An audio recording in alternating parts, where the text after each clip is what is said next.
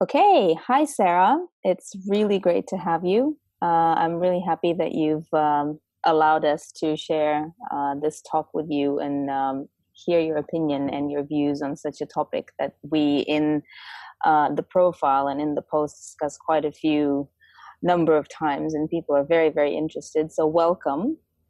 Thank you very much, and thank you for being interested in such a challenging topic. It's really interesting that that's happening to me.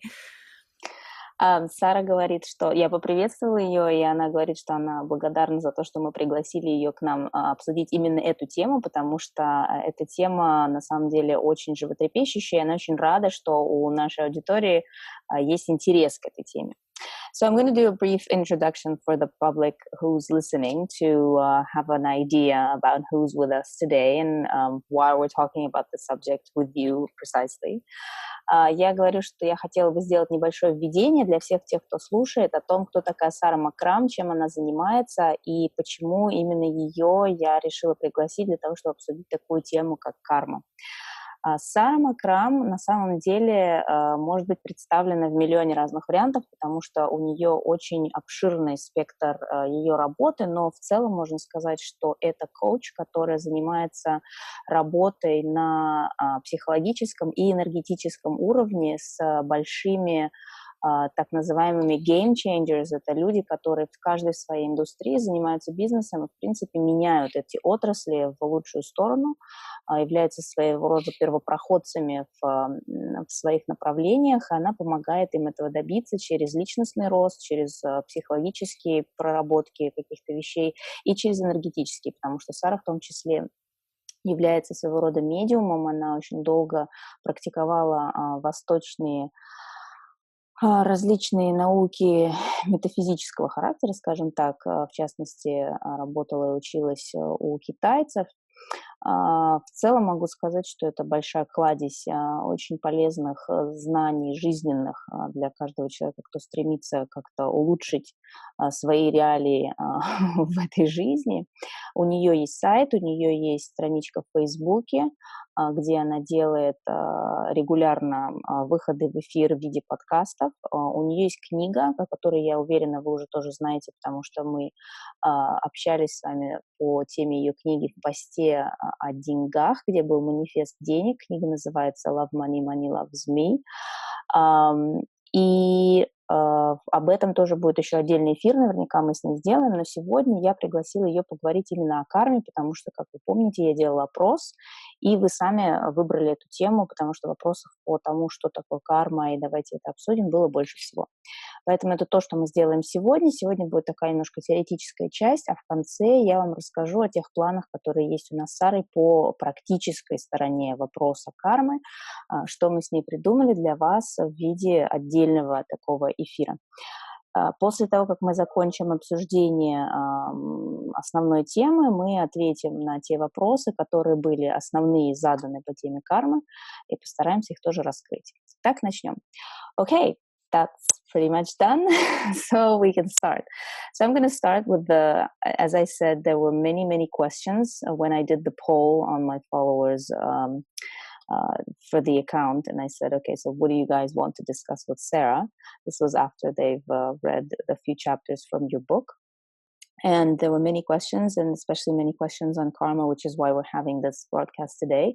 But especially, obviously, the first one is, what is karma? Because there are many, many interpretations of what karma is within many, many lines of religious beliefs or just any belief systems. So let's have a chat about that.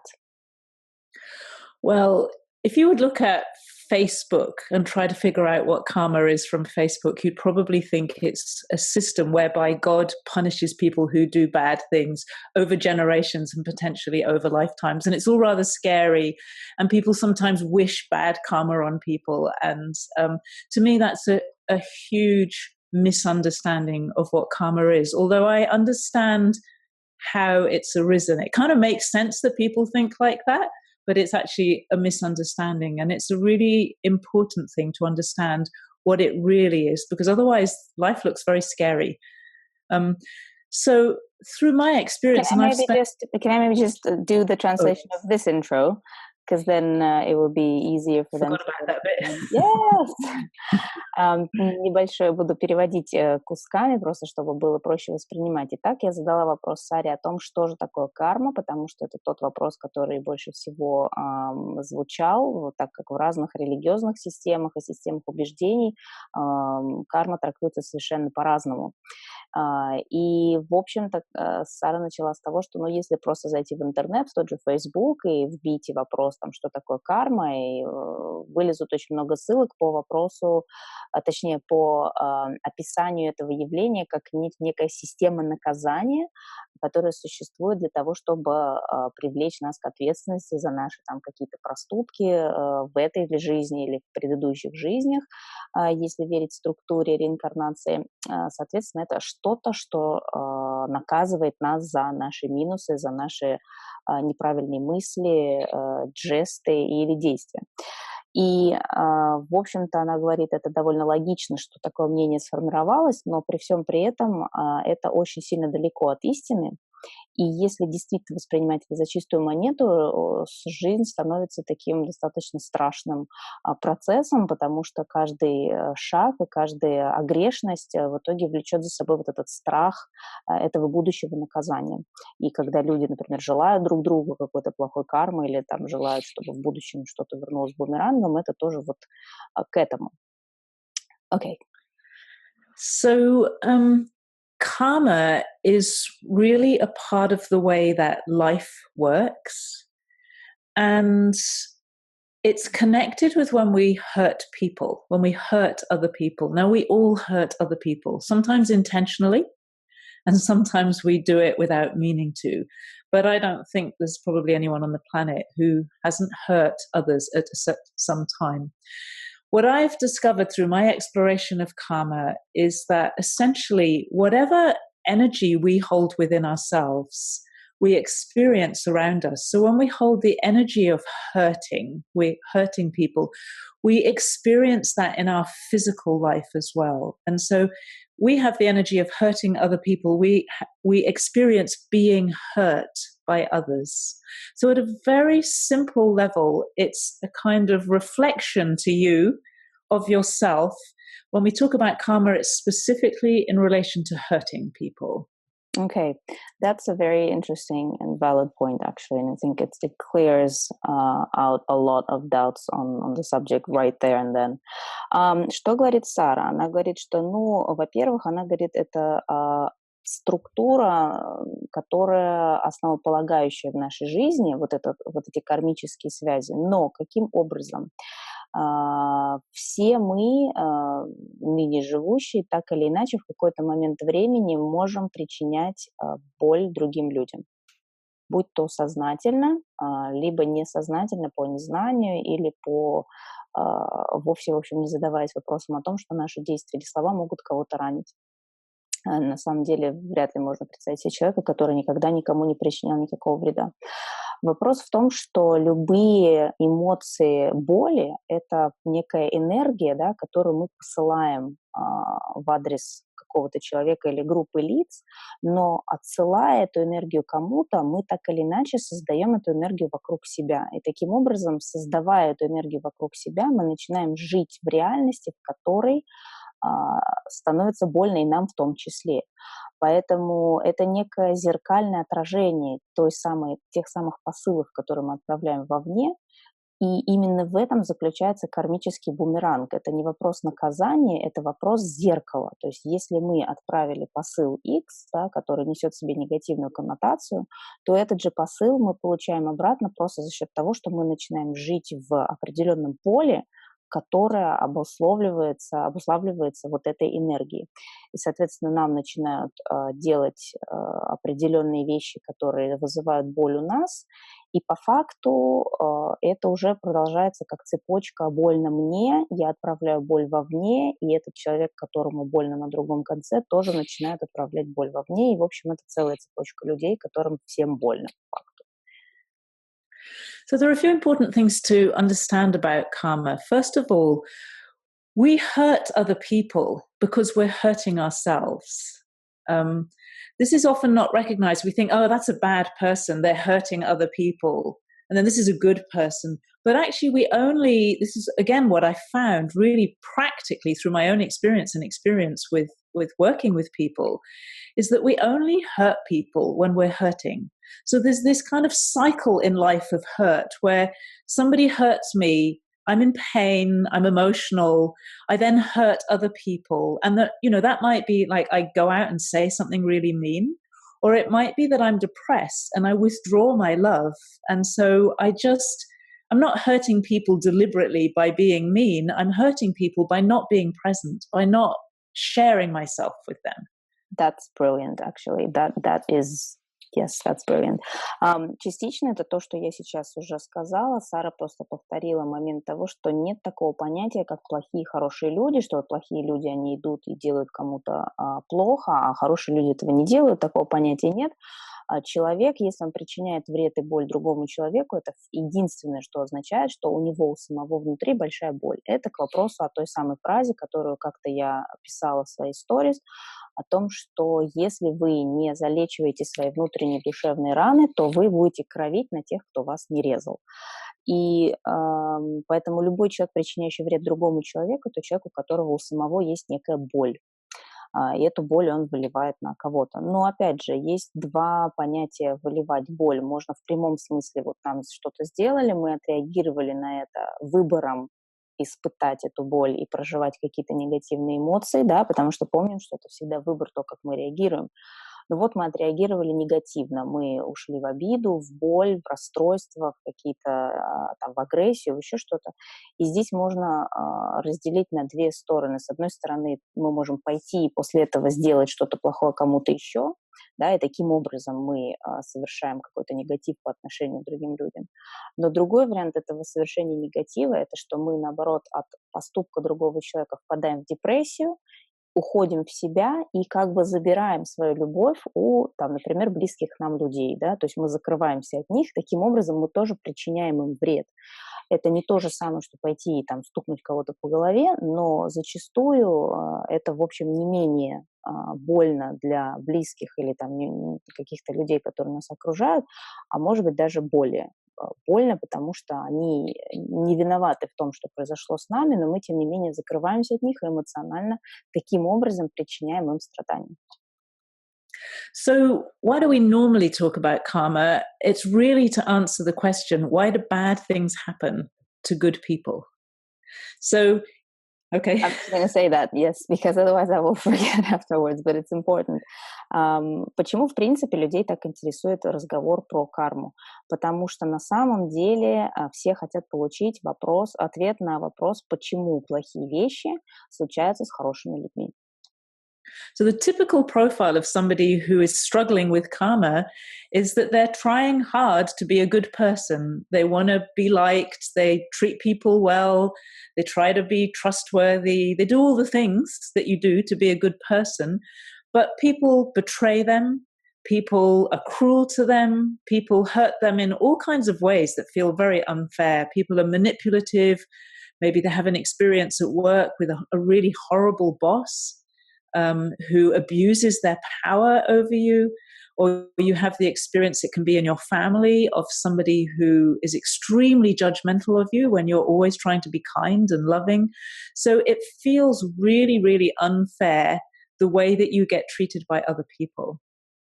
Одна из основных характеристик того, когда приходит в действие вот этот механизм кармы, это когда, на первый взгляд, хорошие люди вот находятся в этом процессе состояния страдания, а именно человек, например, тратит прилагает огромные усилия для того, чтобы вести себя корректно по отношению к другим, старается делать добро, старается быть внимательным и позитивным по отношению к другим людям, близким или не близким, и при этом постоянно испытывает какие-то ситуации, когда его подставляют, предают, обижают, поступают с ним несправедливо, обманывают. И он находится вот в этом состоянии фрустрации от того, что, с одной стороны, он вроде ведет очень благостный образ жизни, но при этом вот все вокруг, ну или там какая-то часть людей, которых он встречает на своем жизненном пути, постоянно, может быть, каким-то определенным одним и тем же образом его вгоняют вот в это состояние негатива или боли. Например, там Сара привела пример человека, человека, который, например, на работе испытывает это со стороны своего начальства, который там каким-то образом унижает этого человека или никогда не видит в нем его потенциал и, скажем так, занижает его достоинство. Вот эти вот ситуации, это типичная такая вот кармическая цепочка, да, которая находится в действии, когда человек вот в этой фрустрации не может выбраться из этого постоянного круга натыкания на людей, которые каким-то образом его подавляют. So it's really easy to understand if I'm angry all the time and other people are angry with me, that we can all understand. But if I'm pretty calm and other people are really angry with me, that's the part that's really difficult to understand. And that's what makes people go and search for answers. And then we come to karma being the reason. And so it starts to take us into the territory of the possibility that we've had previous lives. And before we go any further with that, I just want to say that I know that there are some religions that don't believe that we have one lifetime after another. It is possible to understand this theory of karma in any religion, but it's actually really helpful to answer that question, why do bad things happen to good people, if you have an understanding that there is more than one human life, that we go from one life to another life. Okay. Сара лишний раз просто повторила, что, в общем-то, если все очень обобщить и упростить, то вопрос кармы как раз именно в том, что когда человек сам по себе, например, злится и находится в негативе, и с ним случаются плохие вещи, это вроде как логично, и все мы можем понять, почему так происходит. Но все начинают искать этот ответ, почему так происходит, когда на месте этого человека кто-то, кто, наоборот, очень благостный, добрый, светлый, прекрасный, чудесный. И здесь она делает оговорку о том, что она знает и понимает, и отдает себе отчет о том, что есть религии, которые не признают, религии или какие-либо духовные убеждения, которые не признают наличие такого момента, как реинкарнация, и того, что определенная душа может проживать энное количество жизненных опытов, да, один за другим. Но в реальности, то есть это даже в рамках этих убеждений можно понять, что такое феномен кармы, но в целом, если допустить тот факт, что каждая конкретная душа проживает несколько таких жизненных материальных опытов в виде разных жизней, кармическую программу понять гораздо проще, если допустить такую вероятность. So, for example, let's say that you are working in a company and you do a really good job and you take care of your work, and then you get betrayed by your colleagues. Or you have a boss who treats you with great cruelty. That's very hard to understand. But what I've found is that if we can connect at a subtle level, so we connect with the energy of our past lives, what we always find is that you, in a previous life, did to other people what that person is doing to you in this lifetime. So if you were betrayed by your colleagues, we will always find a story of you having betrayed your colleagues in a different situation, different part of history, different story, but the same energy. Yeah.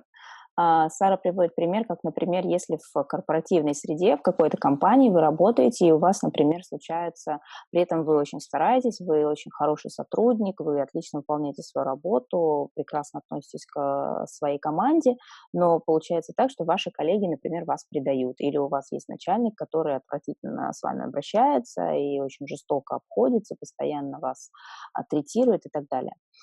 И если вот мы будем об этом говорить в том мастер-классе, который будет давать Сара по этой теме как на практике, но если вот с практической точки зрения включиться в это состояние вот этой энергии, да, которая является посылом у этих людей в отношении вас, каждый человек будет в состоянии в момент вот этого интуитивного подключения осознать, что именно таким образом вы в какой-то момент истории там, в определенном прошлом, да, неважно каком, поступали таким же образом с кем-то еще. В другом контексте, может быть, с какими-то там немножко другими условиями и видоизменениями, но ситуация была зеркальная с точки зрения того, что вы были тем человеком, который генерировали эту энергию в отношении кого-то. Та энергия, которую вы сейчас получаете от этих людей. Most people don't want to know something like that. They don't want to think, oh my goodness, I was mean like that in another lifetime, the way that people have been mean to me. There can be a lot of resistance. But what I've found is that when people tune into that, and that sounds difficult, but it's easier than you think, there's this tremendous sense of relief that comes. So I look at their faces, and at one moment their face changes color. It's like, oh my goodness, I really can feel that energy inside me. I can feel the energy of me having betrayed my colleagues or me treating an employee really badly. I can feel it. I never knew that that was in there. And although it's a horrible feeling, it's kind of a relief because it makes sense of things. It makes sense of why that's happening to you now. It's like, oh, I'm the same. Да, Сара говорит о том, что, с одной стороны, конечно, это очень страшно и иногда для людей признать тот факт, что как я мог вот таким же образом, да, ужасным там с кем-то поступить, как я сейчас испытываю вот это чувство несправедливости по отношению к себе, а вот представить, что я, оказывается, мог быть тем человеком, который так относился или обошелся с кем-то еще, многие люди имеют изначально такое как бы небольшое отторжение этого факта, потому что это очень, некомфортно, да, представить себя на месте такого вот угнетателя. Но по факту она говорит по своему опыту, когда она работает с людьми и видит, что люди, проходя вот эту практику подключения интуитивного к своему прошлому и к этим энергиям, через которые мы все проживали, одновременно с этим наступает ощущение определенной свободы и как бы выдоха, потому что когда мы вдруг осознаем и чувствуем внутри себя вот эту вот самую энергию, которую посылают нам наши угнетатели в настоящий момент, и мы понимаем, что эта же энергия в какой-то момент была в нас, и мы ее чувствуем, и мы чувствуем ее как часть себя, да, то есть не что-то отдельное от нас. Во-первых, все становится намного понятнее, да, то есть мы как бы начинаем понимать другого человека больше. А во-вторых, этот пазл того, почему, вот этот извечный вопрос, почему, тоже начинает складываться.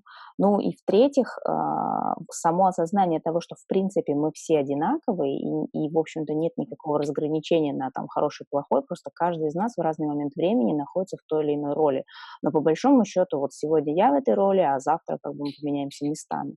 И это дает немножко как бы снимает вот эту вот остроту этого момента и вопроса, и человек успокаивается в этом состоянии, понимает, что окей, кажется, я начинаю нащупывать, как это все работает.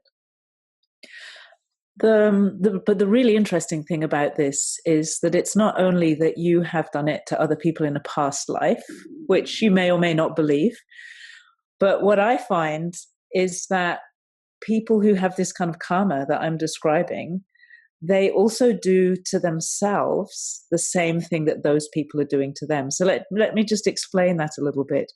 What I've found, for example, let's say you have a woman who has a husband who never stops criticizing her. And it doesn't matter how she forgives him and how she's loving towards him, he just criticizes her all the time. What I find always is that that woman will never stop criticizing herself. Literally, it's as simple as that. She will treat herself in the same way as her husband is treating her, but she'll probably feel it's really fine to criticize myself, but I would never criticize another person in that way. Okay. Let me just do this piece. При этом Сара продолжает развивать тему в следующем направлении. Она говорит, что помимо того, что мы можем делать какие-то вещи, и мы могли делать какие-то вещи в наших прошлых жизнях, да, которые мы сейчас испытываем со стороны других людей, в это можно верить, можно не верить, но вот как бы как некий такой факт. Есть еще другая сторона вопроса, что очень часто уже в этой конкретной жизни мы проживаем ситуации и отношения со стороны каких-то людей в отношении нас ровно таким же образом, как мы сами относимся к себе.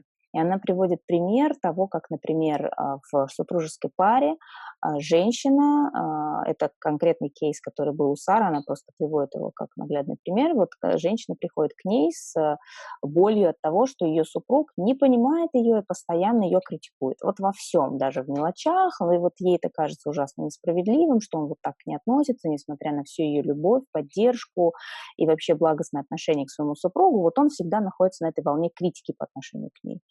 И Сара говорит, вот когда такие подобные вещи происходят, это может быть критика, может быть все что угодно, она постоянно наталкивается на реалии того, что эта женщина на самом деле точно так же относится по отношению к себе. То есть она постоянно себя критикует, ну, там, где-то умственно, там, на подсознательном или сознательном уровне, какие-то свои там действия, успехи, неуспехи, то, как она выглядит, или то, как у нее там клеятся, не клеятся дела, то, какая она мама, неважно. Постоянно идет критика самой себя. Но люди даже не отдают себе в этом отчет. А если им на это указывается, человек понимает, что, ага, на самом деле он живет по принципу, что вот по отношению к себе я могу так поступать, да, я могу себя критиковать, я могу себя не любить, я могу себя там, я не знаю, как угодно с собой обращаться, но я никогда бы не стала обращаться так с другим человеком. И вот эта связь, она теряется, и человек даже этого не видит. И в этом смысле я как-то, мне кажется, писала даже в сторис, был у меня момент, когда я предлагала вам представить себе, как бы вы почувствовали себя, если бы вы представили, что вы относитесь к маленькому ребенку, да, так же, как вы относитесь сами к себе. И многие люди писали, что, о, да, это как бы совсем другой ракурс, и становится понятно, насколько плохо человек действительно иногда обходится сам собой, не понимая этого. And there's a really special way in which we do this to ourselves. If you imagine that you have a soul, or there's your true self, there's a part of you, and we all know that part of ourselves, which is wild and pure and very spontaneous. It's like the most natural part of you. And it's so common for us to suppress or oppress that part of ourselves. So that's where we treat ourselves really badly. We don't let ourselves experience joy, for example, or we completely crush the wishes that we have in our own heart to express ourselves in life or to enjoy life or whatever it is. And that's where we hurt ourselves in the way that those other people hurt us. Okay. Она говорит с практической точки зрения, как можно понять, каким же все-таки образом мы себе причиняем этот вред. И она говорит, у каждого из нас есть вот эта часть нас, да, которую можно назвать душой или духовной нашей составляющей, которая безмерно свободная, сияющая, волшебная такая наша часть, которая, в общем-то, наполнена изначально и по своей природе исключительно позитивными вибрациями и большой любовью по отношению вообще ко всему миру. И вот эта вот наша блестящая волшебная часть, это та часть, по отношению к которой мы очень часто проявляем вот эту вот агрессию, невнимательность, халатность, небрежность, пренебрежение и все вот эти вот негативные вещи, которые по факту мы в реальности потом имеем в своем окружении среди людей, которые так относятся к нам. Мы пренебрегаем именно этой своей частью, мы не позволяем себе испытывать вот эту непосредственную фактически детскую радость, мы с особой жестокостью стаптываем наши какие-то мечты и желания, которые есть у нас в глубине сердца, вот через эту нашу духовную составляющую к нам приходит.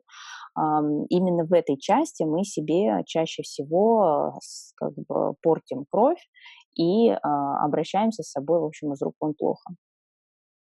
So there's a really important thing to understand here that helps to make sense of this. We are all fundamentally made out of energy. And that energy, so the energy that is you, ripples out from you and touches all the other energy because it's all connected together. So you might think that you're hiding the feelings that are inside you, but they're part of your energy. And so those feelings that you hide inside you are rippling out and being shared with all other human beings, actually with all of life.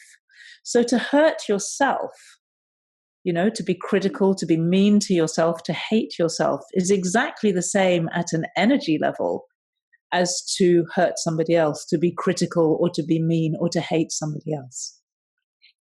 this should be like, I don't know, there should be like a logo that people should have across cities and like, continents.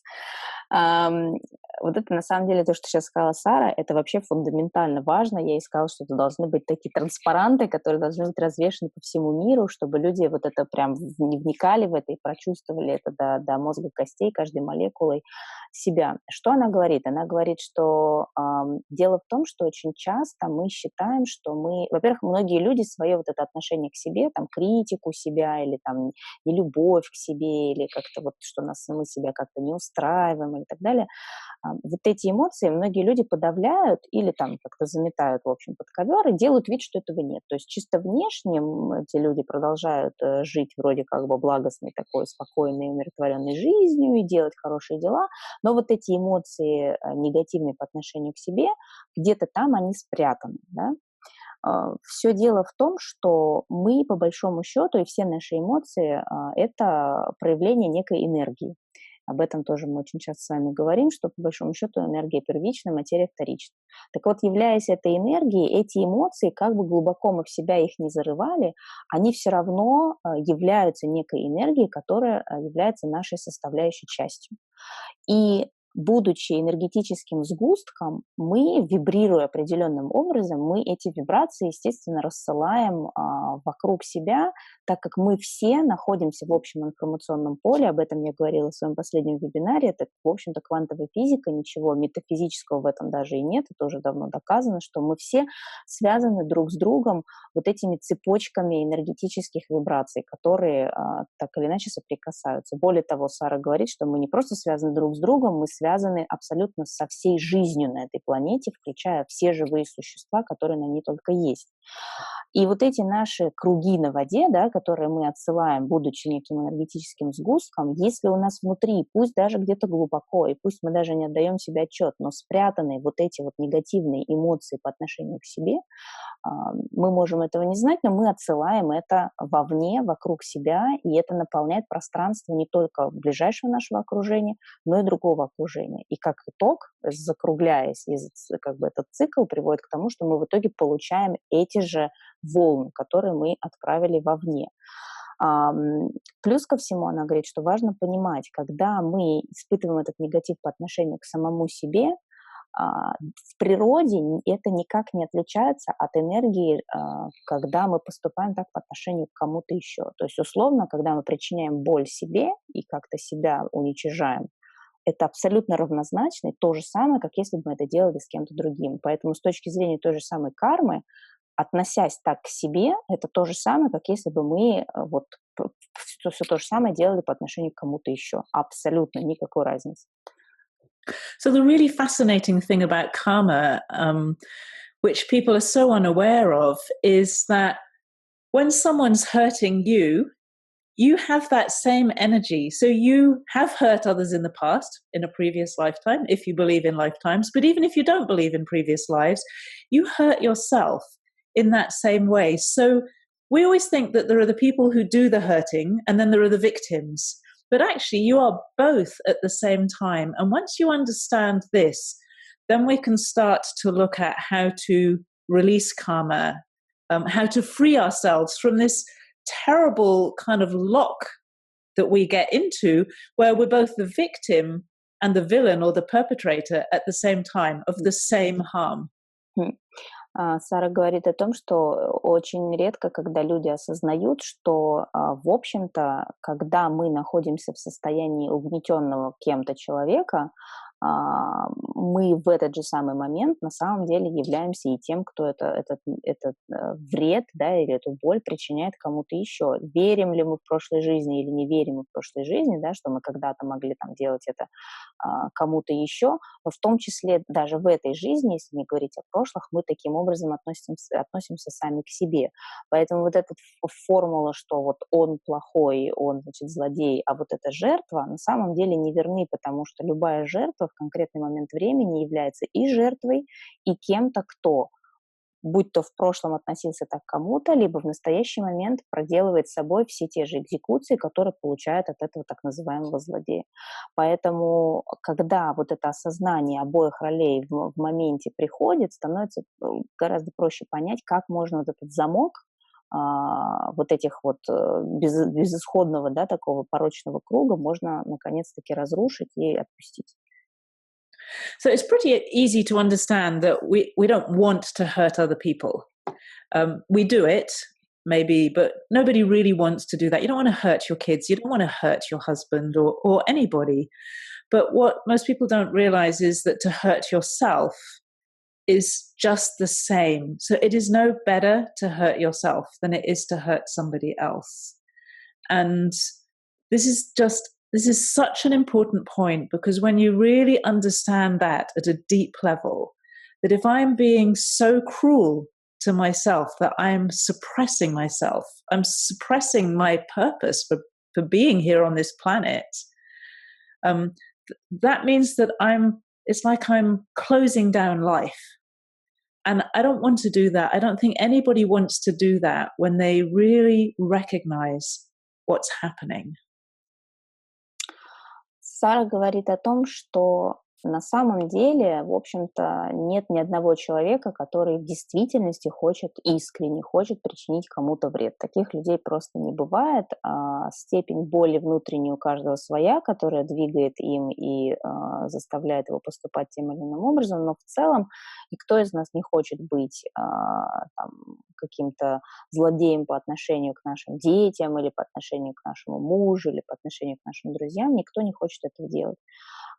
Но факт заключается в том, что даже понимание того, что вот такое же отношение по отношению к себе это не менее ужасная вещь, ужасный поступок, чем вот это вот злодейство по отношению к своим близким, это фундаментальная база, на которой можно построить определенную практику того, как можно измениться и как можно выйти из вот этого вот порочного круга. Вот это понимание того, что к себе злодейство по отношению к себе, оно настолько же тяжелое и запускает те же механизмы вот этого зеркаления, да, в отношении нас, как если бы мы злодействовали в отношении кого-то еще.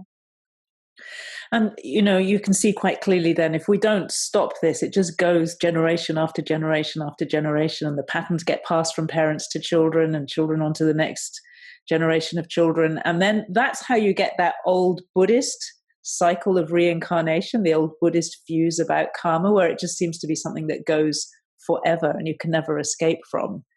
Из этого вот становится понятно, как, собственно, поколение за поколениями люди проживают вот эти постоянные ситуации угнетения, да, когда там дочь или сын повторяет участь и судьбу своих родителей, и это какой-то никогда не заканчивающийся порочный круг. И она говорит, что именно из вот этого восприятия реальности рождена эта буддийская теория колеса сансары, когда оно просто вот крутится, и нет из него никакого выхода.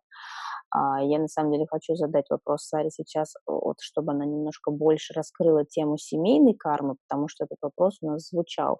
Actually, I was just saying that, given that you've mentioned this generation after generation process, could you expand maybe a little more on what is family karma and if that actually exists?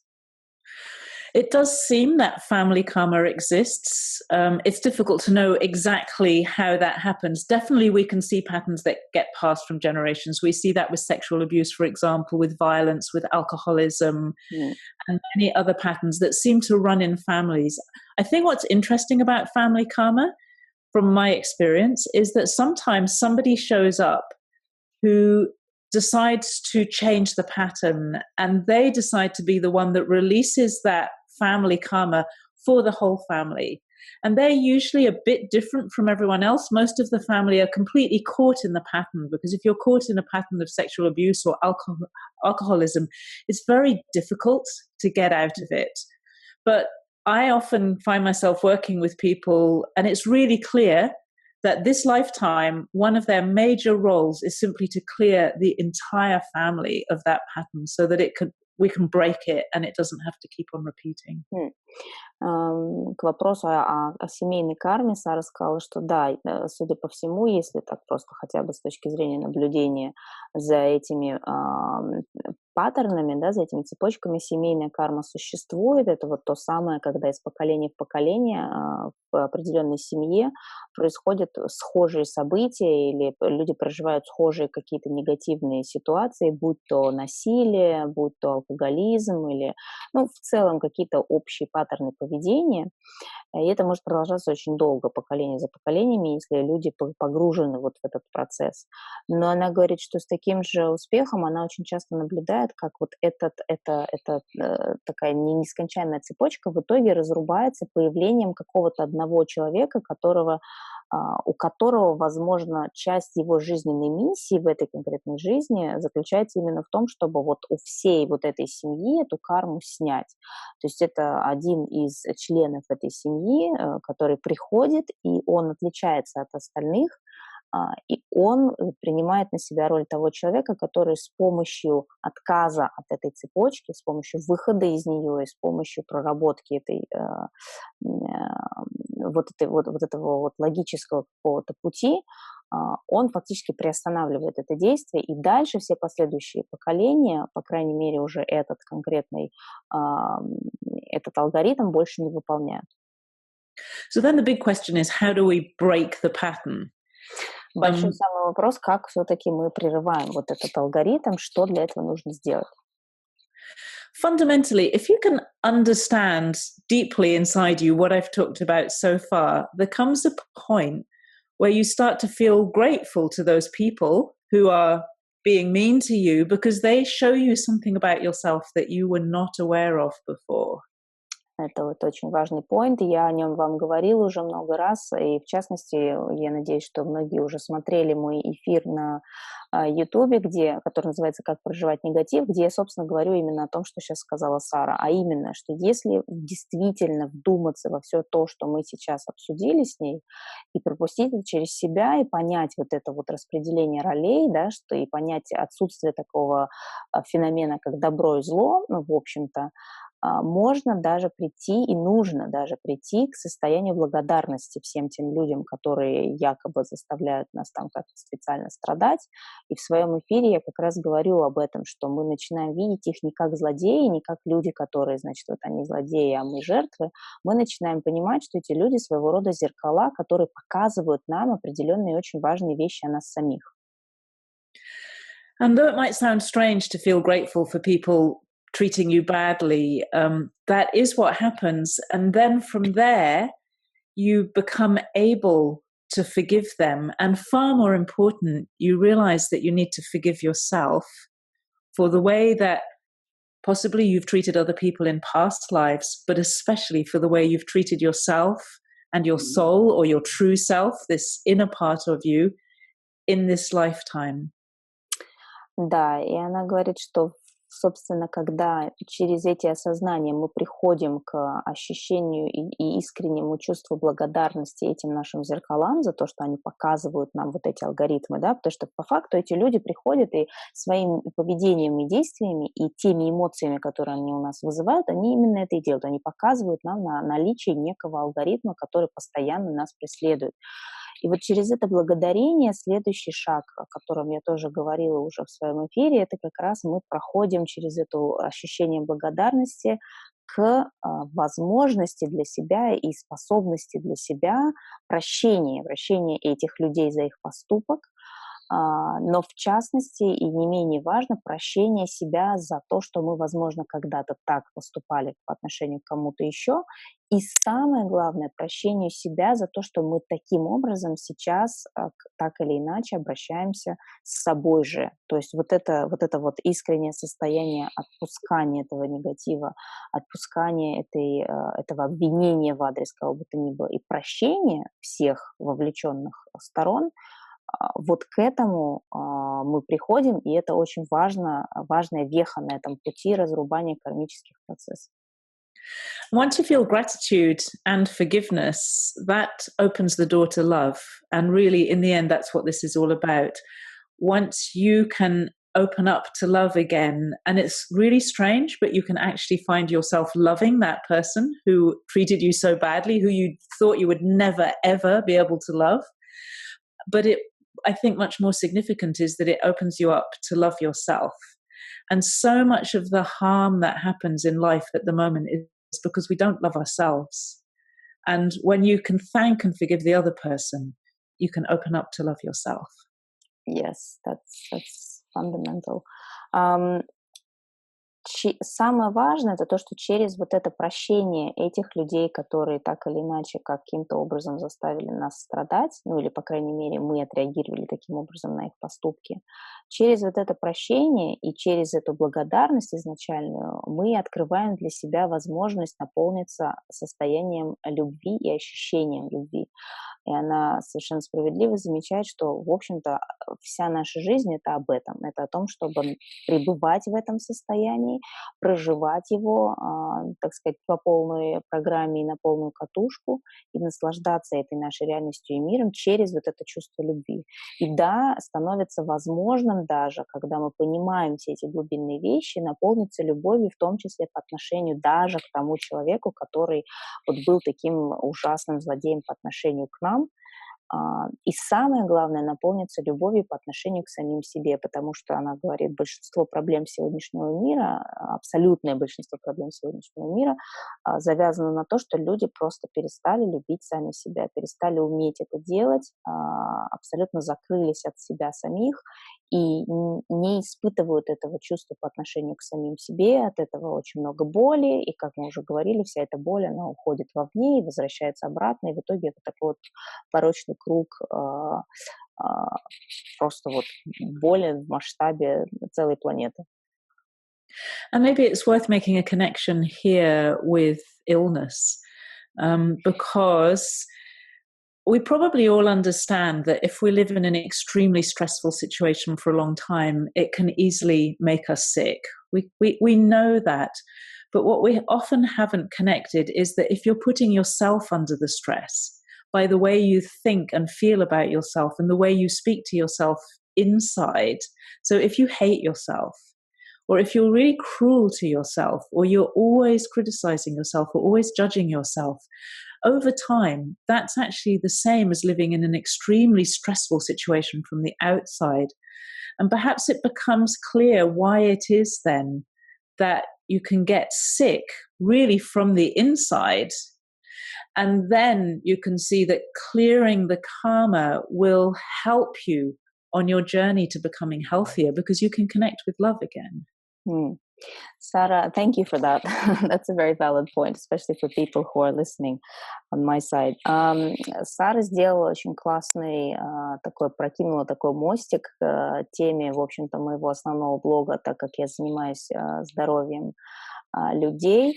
Она сделала оговорку о том, что вот это состояние наполнения любви или, наоборот, отсутствие этой любви, в том числе сказывается на том, как мы проживаем свое физическое состояние, именно на наше состояние здоровья, потому что, по большому счету, все понимают, и уже доказано наукой миллион раз, что если человека поместить в некие стрессовые условия, разного самого характера, естественно, это может спровоцировать и провоцирует болезнь в теле, да, в материи. Но на самом деле с таким же успехом, когда мы сами по отношению к себе применяем все эти инструменты критики, осуждения, обвинения,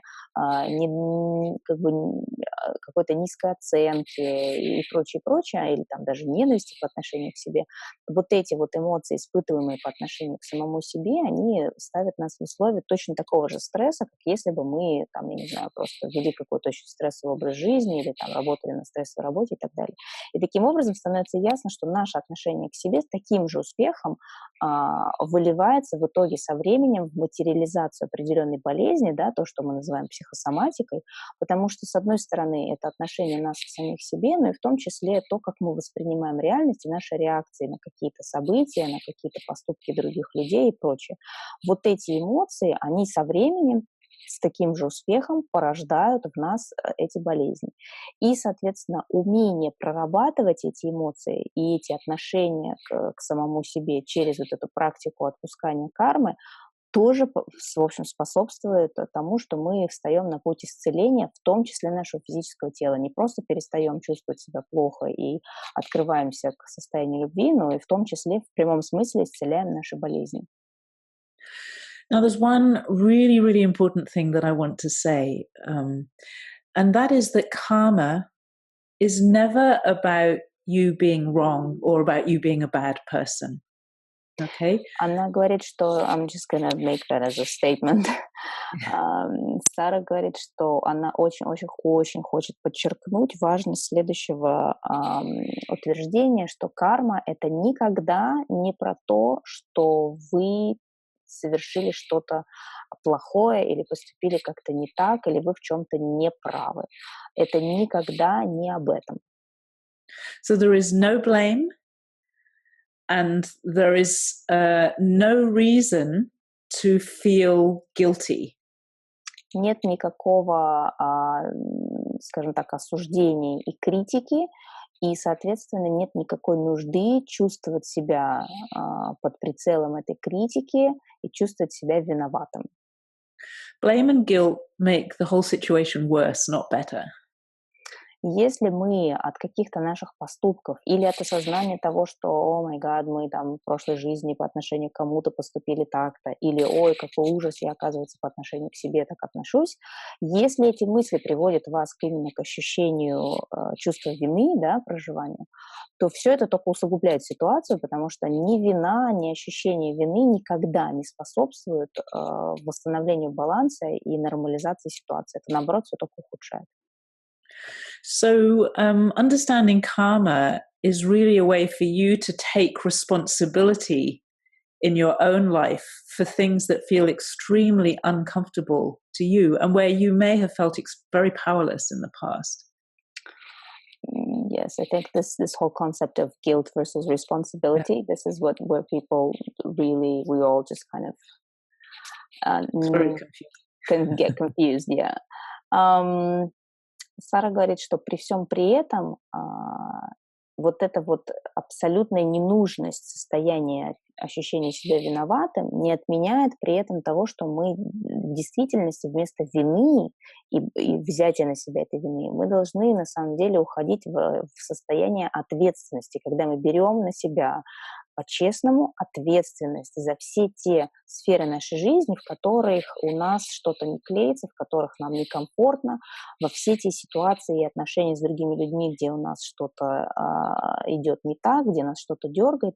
И вот проживая вот эти все понимания, да, мы уходим не в вину, что, ой, какой я ужасный человек, что, оказывается, я вот так-то там себя вел или веду сейчас по отношению к себе, да, и за это я сейчас все это получаю. Нет, это вопрос ответственности, что, окей, теперь я понял, почему это происходит, и теперь я могу с этим что-то сделать и должен с этим что-то сделать для того, чтобы реализовать основную свою цель, а именно быть счастливым. So whenever I work with karma in myself, because I've had to do a lot of it, or with somebody else, I always see it as an opportunity for me to upgrade or as an opportunity for me to grow. I have learned not to see it as, oh, Sarah, you were a bad person. It's not about that. Maybe I did bad things. Maybe I did hurt people. But that's not the point. We all do. That's part of human life. But the point is I have an opportunity now through taking responsibility for myself and especially the way I treat myself to have more love and more freedom in myself. And that's what this is all about. Ну да, и, собственно, она просто как бы реитерирует этот пункт о том, что когда мы уходим от этого состояния виноватости в состояние ответственности, это то, где мы получаем возможность, то есть, да, вот возможность — это очень правильное слово, как она сказала, opportunity, да, то есть это не про наказание себя и про, значит, биение челом о том, что да, мы поняли, насколько мы были там плохим человеком, это про открытие для нас возможности стать другими, про открытие возможности сделать определенный апгрейд, то есть выйти на более высокий уровень себя, стать лучше. И да, мы все когда-то причиняли боль кому-то еще. Как мы уже говорили, нет людей, кто этого не делает. Но вопрос не в том, чтобы постоянно смотреть туда и говорить, да, вот ты вот это сделал, какой ты был ужасный человек. Это вопрос о том, что больше не делать это таким образом и главным образом перестать таким образом относиться к себе, соответственно, разрубая вот эту вот цепочку. Поэтому да, это возможность эволюционировать в духовном смысле и получить как бы доступ к новому уровню себя и к возможности испытывать вот это состояние любви. So I want to talk a little bit more about guilt. And this is particularly important because it's where most people fall down. Imagine yourself feeling really guilty about something that you've done. It feels terrible. And you go round and round and round in your mind, feeling terrible about what you've done. And that energy of feeling terrible, of being in pain, is the energy that is rippling out from you and being shared with the world. And through that guilt, you withhold yourself. So, typical example, I worked with a mother who felt really guilty that she hadn't done enough for her children. And she felt so guilty that she wasn't able to really interact with her children properly because she was thinking about herself all the time. So she actually continued exactly the thing that she felt guilty about. Сара говорит, что она очень хотела бы остановиться чуть побольше на вопросе как раз вины и того, как часто мы зарываемся в этом чувстве вины, и что, и к чему это приводит. Она говорит, что дело в том, что когда мы испытываем и погружаемся полностью вот в это чувство вины, и как бы ходим по кругу с этим чувством, мы им наполняемся этой болью, это сознание того, что, боже, как же мы вот ужасно там с кем-то поступаем или поступали, да, или поступили. Соответственно, как мы уже говорили, наполняясь этим, мы отсылаем вокруг себя именно эти круги на воде такого же содержания. И она говорит, вот один из примеров, например, у нее часто встречаются кейсы, когда мамы наполняются этим чувством вины по отношению к своим детям, когда они чувствуют, что они там, может быть, в чем-то там не смогли им что-то дать, что хотели бы, или как-то там складывается так их жизнь, что они чувствуют, что им якобы есть за что себя винить в плане взаимоотношений с детьми. Она говорит, эффект от этого на самом деле абсолютно деструктивный, потому что, наполняясь этим, они отдаляют себя от своих детей, потому что они в большей степени сфокусированы на себе и вот на этой вот вине за там X что-то, вместо того, чтобы обратить внимание на них же, они как бы продолжают усугублять эту ситуацию, и наоборот, то есть то, за что они чувствуют себя виноватыми, становится все хуже и хуже. So in order to handle that, I want to talk about courage. The biggest courage in the world is the courage to love in a situation where you don't want to or you don't feel it. So when you feel guilty, the last thing in the world that you feel able to do is to love yourself. It takes real courage to say, even though I have done things, maybe I have hurt other people, maybe even this lifetime I've hurt people and I've clearly hurt myself. With all of that, even however true it is, I'm going to have the courage to love myself and to love other people who've maybe hurt me. Now, that's not an easy thing to do, but it's extremely powerful. Она продолжает тем, что вот в этих ситуациях вины, да, и такой вот разъедающего вот этого чувства вины, которым многие из нас наполняются и очень долго в нем пребывают, очень-очень сильным и мощным посылом является сделать выбор в сторону того, чтобы быть смелым, чтобы в ситуации, когда мы чувствуем себя отвратительно от того, что мы как-то себя там плохо повели по отношению к себе, например, или по отношению к кому-то еще, даже в этой ситуации сказать, да, окей, я вот это сделал, но я все равно, я беру вот как бы все это в свои руки, и я проявляю смелость и решительность в том, что я твердо решаю, выбираю все равно наполниться любовью по отношению к себе и сказать, да, я это сделал, но я все равно, безусловно, себя люблю. Или, да, этот человек поступил вот таким образом со мной, но я все равно люблю его как еще одного представителя, так сказать, нашего вида, еще одну душу, в конце концов, вот эта смелость сделать такой выбор даже в ситуации, когда больно, или в ситуации, когда мы чувствуем себя виноватыми, это очень мощный инструмент для того, чтобы поменять нашу реальность. So the reason why we need to understand karma and then have a process of gratitude and forgiveness is because it's easy for me to say you should love yourself, but we all know how hard that is. But through a process, you can come to see what's going on, and through that you can go step by step to the place where you're actually able to love yourself for real, because you have understood the deeper things that are happening in life. You're not just seeing the surface anymore.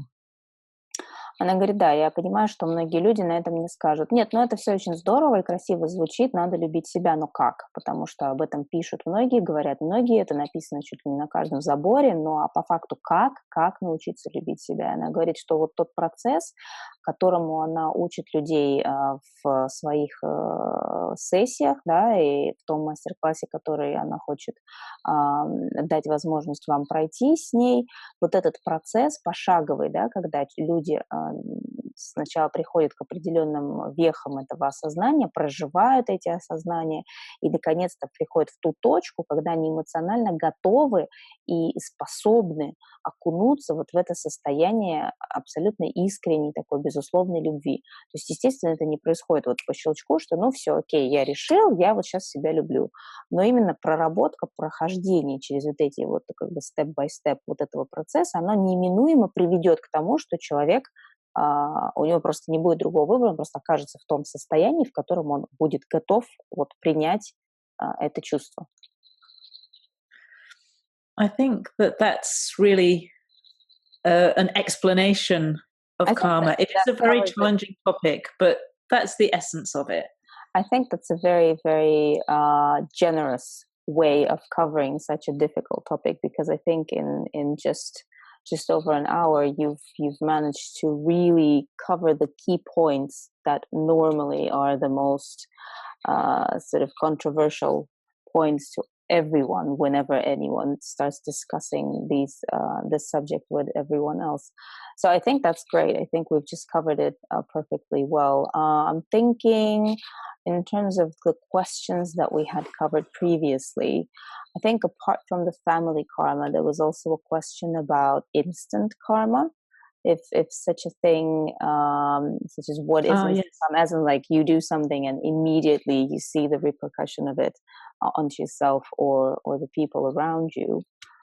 Я просто сейчас сделаю маленькую оговорку. Сара говорит, что, в принципе, это то, что она, наверное, хотела бы донести сейчас, как просто некую такую теоретическую вводную. И я ей сказала, что, на мой взгляд, мы буквально вот там чуть больше часа уложились и покрыли такую очень сложную комплексную тему, на мой взгляд, очень основополагающими такими вот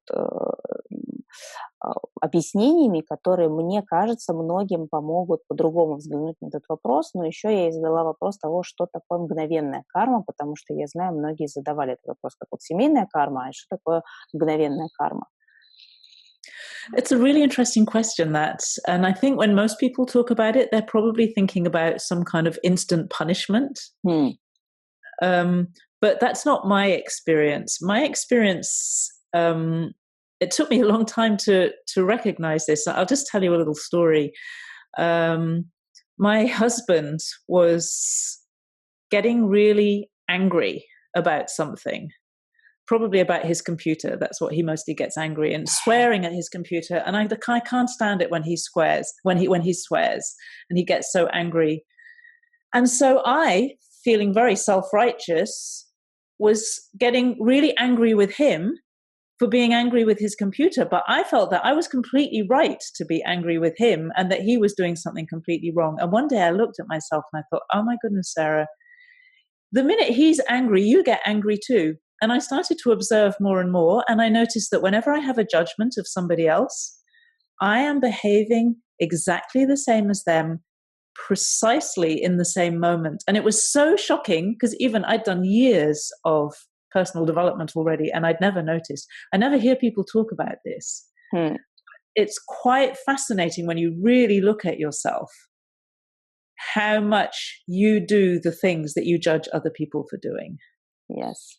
Так вот, на вопрос о мгновенной карме она говорит, что большинство людей, это вот из серии, когда вы делаете что-то, и тут же происходит какое-то негативное событие в вашей жизни, и кто-то вам может сказать, потому что ты там сделал вот то-то, вот тут же тебе упал кирпич на голову. Она говорит, на самом деле, из моего опыта это совершенно не об этом, а это как раз о том, что очень часто мы забываем вообще наблюдать за самими собой, за нашими реакциями и через правильный фильтр на них смотреть. Она приводит пример своего супруга, который, например, периодически может вспылить в отношении какой-нибудь своей оргтехники, типа компьютера, и вот он начинает злиться, что-то не работает, он начинает наполняться этой энергией негатива, он может начать ругаться на этот компьютер, и в этот момент она из абсолютного чувства такого праведности и справедливости и, в общем-то, определенного осуждения в отношении него, что, мол, вот я тут с этой стороны понимаю, что ты не прав, что так нельзя себя вести по отношению к компьютеру, нельзя так реагировать, и что это все очень раздуто, она начинает наполняться определенным раздражением по отношению к нему, но исходя из своей якобы правильности, да, что вот ее реакция верная, потому что она его пытается направить на путь истины. Но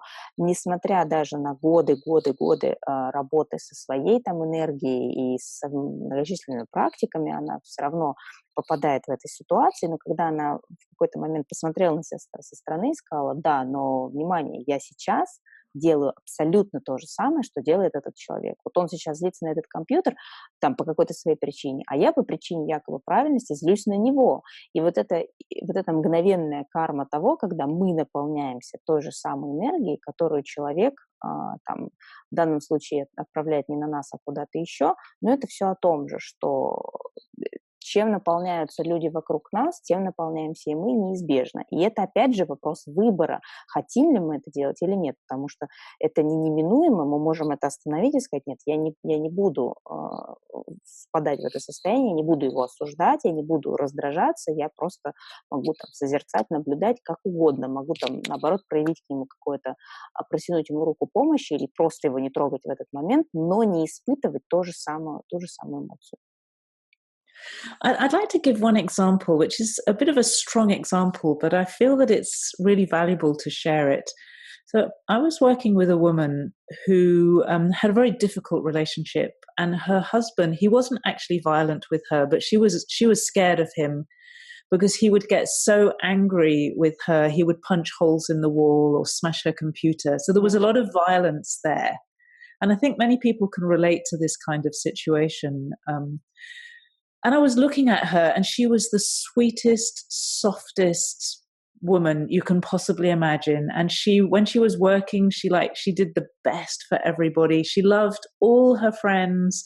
She loved tiny animals. She loved the garden. She was one of those really, really soft, loving people. And I was looking at her, and it's like, why is this happening to her? And then I realized, because with all that love and sweetness and softness, the way she treated herself, she was so depressed, and she thought she was depressed because of her husband. But actually, even before she got married, she'd tried to take her own life. So she had this extreme violence towards herself. Now, obviously, she was very unhappy. There were many situations there, but fundamentally, when we hate life or hate ourselves so much that we want to hurt ourselves, that is actually a really violent energy. So, I understand, and I really felt for her. It was a very challenging situation, but I just wanted her to see that she could love herself in the way that she was so capable of loving other people. And that if she could get that, her whole situation would change, because once you have that love within yourself, that is reflected back to you from people around you. So this is actually a path to experience more and more love from other people as well as from within yourself. But it all starts with you. Thank you for that. Actually, I think that's a brilliant example. Сара привела еще один пример, который, я считаю, вообще идеально подходит к 99% населения, потому что если убрать контекст, в принципе, это то, что происходит, фактически с каждым из нас в тот или иной момент. Пример заключался в том, что она работала с женщиной, которая обратилась к ней по вопросу, что вот у нее очень сложные отношения с мужем, потому что хоть непосредственно как-то физическим образом он ее не бьет, никак не третирует, но у него бывают вспышки гнева, очень такая как бы ситуация острого на грани насилия, когда он может пробить кулаком дырку в стене или разгромить ее компьютер или что-то еще в доме, и она чувствовала себя постоянно не в безопасности и, в общем, в какой-то момент начала просто испытывать к нему большой страх. И она обратилась с этим вопросом к Саре, и Сара смотрела на нее и думала: боже, вот эта женщина, конкретно она, да, один из самых милых и безобидных людей, которых она когда-либо встречала. Человек, который, чрезвычайно мягкого характера, очень покладистый, наполненный любовью по отношению не просто к окружающим людям, но и к окружающей природе, к самым маленьким, божьим коровкам в своем саду. То есть человек абсолютно мягкого, такого покладистого формата. Почему же этот такой человек проживает в своей жизни такую реальность и испытывает такие стрессовые ситуации со стороны своего мужа? Да? Чем это обусловлено? Чем больше они работали, тем больше Сара получала эту полную картинку того, что на самом деле в ее жизни у этой женщины ровно такое же отношение было по отношению к себе. Причем это отношение завело ее в глубокую депрессию, и в которой она пребывала еще до знакомства даже со своим мужем, потому что, как выяснилось, еще до замужества у нее были попытки самоубийства. То есть та самая энергия насилия, да, очень острая, очень такая ярко выраженная, была с ней уже по отношению к себе, потому что, в общем-то, испытывать к себе такую ненависть, да, которая доводит человека до желания взять свою собственную жизнь, да, и лишить себя жизни, это очень сильная энергия агрессии, насилия и ненависти по отношению к себе. И вот с этой энергией по отношению к себе эта женщина жила довольно долгое, продолжительное время, еще прежде чем она встретила этого человека, который просто начал ей зеркалить ее же внутреннее состояние и то, как она обращалась сама с собой. И в итоге Сара работала с ней в направлении того, чтобы перенаправить ее на то, чтобы ту любовь, которую этот человек, эта женщина абсолютно способна испытывать по отношению ко всем живым существам, да, и быть с ними настолько мягкой и окутывающей, носить на ручках, вот именно такое же отношение она попыталась привить ей через определенные практики и шаги, чтобы эта женщина посмотрела на себя через эту призму, насколько она может себя саму точно так же носить на ручках, любить, холить или лелеять, и тогда окружающая действительность начнет зеркалить именно это отношение ее к себе. И так оно в итоге и получилось, потому что, как мы уже говорили про теорию зеркал, оно всегда так и работает. And what I want to make really clear is I'm not saying that she caused her husband's anger and aggression, which people will often think that I'm saying. He is absolutely responsible for his behavior, and he was causing harm by doing that. But what I am saying is that she has the capacity to love within her, and that if she can bring that to herself, it creates really quite beautiful change for people. And so it means that she's not just a victim. She has a power within herself to take responsibility, even in such a challenging situation. And I feel that it's really important that each one of us understands that part of it. Сара сделала еще одну очень важную оговорку о том, что многие люди, когда слышат вот такое рассуждение, да, что она к себе так относилась, и она таким образом себе спровоцировала такую реальность. Многие в этом слышат как, что она сама виновата, да, то есть оказывается, она еще теперь виновата, что вот у нее супруг такой, агрессивный и так себя с ней ведет. Она подчеркивает, что это не вопрос того, что она сама виновата, да, и опять мы уходим в эту тему вины. Естественно, он несет ответственность за свои поступки и за свои действия, как и все мы. И он несет ответственность за то, что он выбирает поступать тем или иным образом по отношению, в частности, к своей жене. Но в ней есть способность выбрать другое отношение по отношению к себе, да, по-другому начать относиться к себе. И вот эта власть, которая абсолютно в ее, так сказать, вот руках, это ее ответственность за то, как она может влиять на свое окружение и на свою реальность. Поэтому это не вопрос вины, это опять же вопрос ответственности, что каждый из нас, имея ту или иную ситуацию в своей жизни, мы в любой этой ситуации несем ответственность за то, как мы готовы ее поменять через проживание вот этих вот эмоций благодарности, принятия, прощения и в конечном счете любви. Вот это она хотела подчеркнуть, что это не вопрос того, что мы сами там виноваты в наших проблемах, а в том, что проблемы проблемами, но у нас у всех есть инструменты для того, чтобы себе изменить нашу конъюнктуру и больше не испытывать этих проблем.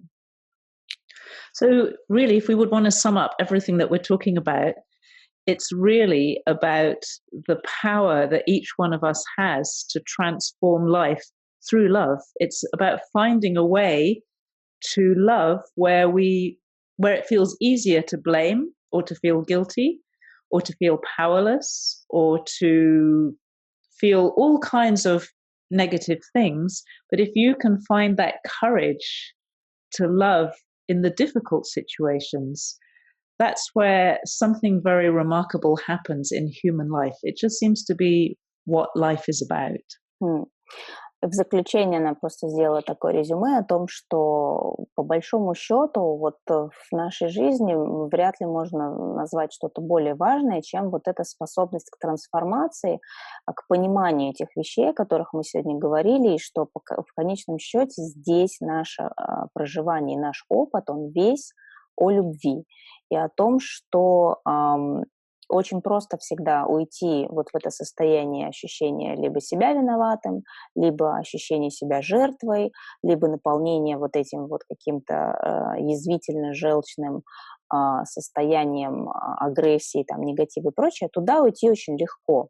А для того, чтобы в обстоятельствах состояния негатива, да, когда мы проживаем какую-то тяжелую ситуацию, когда кто-то что-то сделал, что в принципе вызывает у нас болевые ощущения, вот в этой ситуации не скатиться в ощущение жертвы, не скатиться в ощущение негатива, не наполниться злом, а выбрать и проявить смелость, чтобы испытать вот это состояние любви, вот это, в общем-то, является ключевым для всех нас. И в этом моменте пробуждаются такие потоки, совершенно невообразимые и, можно сказать, даже волшебные для каждого из нас, которыми мы меняем столько пластов и кармических наших пластов, и просто вот той реальности, которая нас окружает, что по большому счету вот вся наша жизнь, она сводится именно к этому, к вот этим вот выборам, которые продвигают нас дальше, ставят на другие ступени и открывают перед нами совершенно иные двери.